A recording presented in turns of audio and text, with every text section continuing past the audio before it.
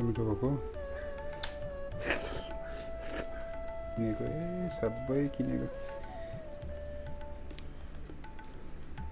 organic भन्नु त भएन अघि तर बाहिरको भन्दा यो हेल्दी भयो यसरी खाएको चाहिँ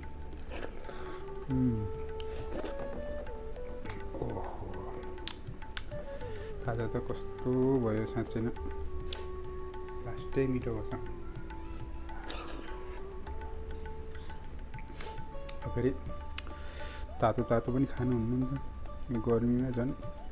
झन् गर्मी हुन्छ